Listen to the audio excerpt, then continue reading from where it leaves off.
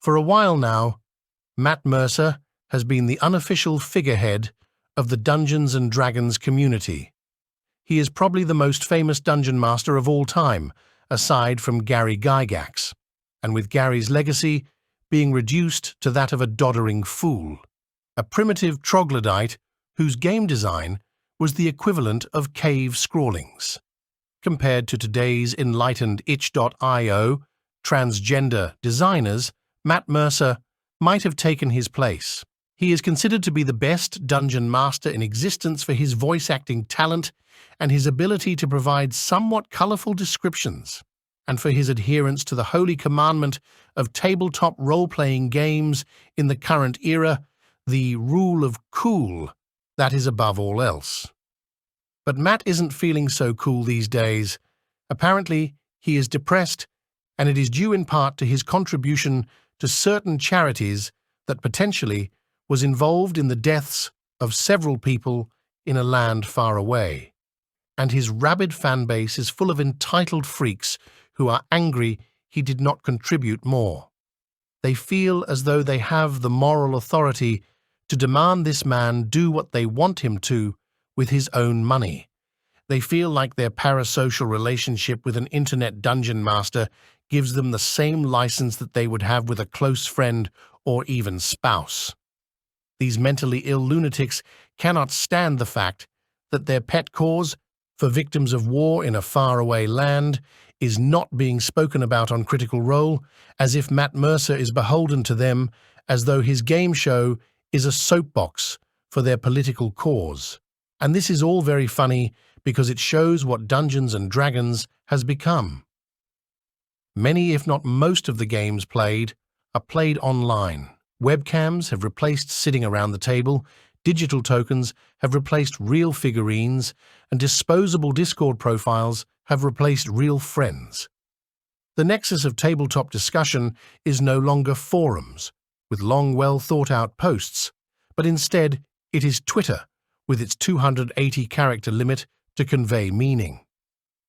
And while succinctness may be a virtue, there is no virtue to the modern RPG sphere, an angry horde of morons who care more to inject their personal political causes into the game and its community to cope with their complete lack of originality.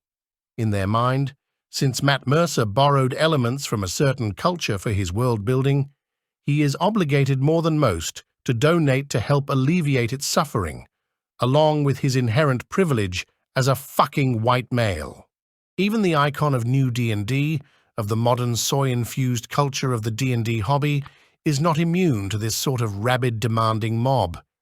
Even the man who, according to many tweets, provided entertainment that kept many of these mentally ill freaks from, making themselves unalive, as we apparently must say nowadays, thanks to the AI-powered audio filters of the digital panopticon we live in, is not immune to criticism even after giving $50,000 to a humanitarian crisis in a desert somewhere, which is more money than most of the parasites who watch him have earned in their entire lives.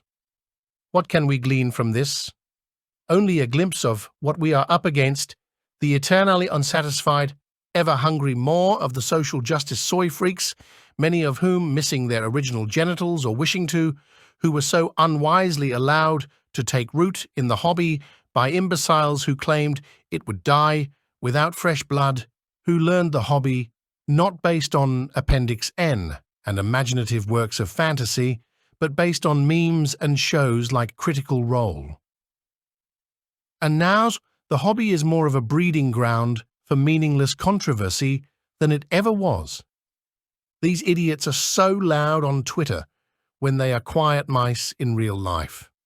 They are meek and pathetic. It is easy to be brave on the internet. It is easy to be brave when yelling has no consequences and is as easy as finding the caps lock key. These are all truths we are used to hearing, but it is sad how such a horde of maladjusted imbeciles gained such power. And even now they tear each other apart, the depression simps on one hand who pity Matt Mercer and want leniency for him, and the hordes of haters for America's greatest ally who demand more from Matt. They say to him, "It is not enough. It is not enough. It is not enough. It is never enough. It will never be enough." Mercer could be pitied. He is an old-school gamer who had greatness thrust upon him. While one could have reasonably predicted the meteoric success of Critical Role, very few could honestly say they would have foreseen it a likely occurrence. And while the antics of a mediocre-looking geek queen girl describing how her gay blue tiefling sorcerer uses prestidigitation to make a glowing pile of shit in the air are insufferable, and while the setting is all but soulless and is as posed as any setting not made by White Wolf, its influence is only beginning to wane. But the damage is done, and incidents like this show how it will only get worse from here.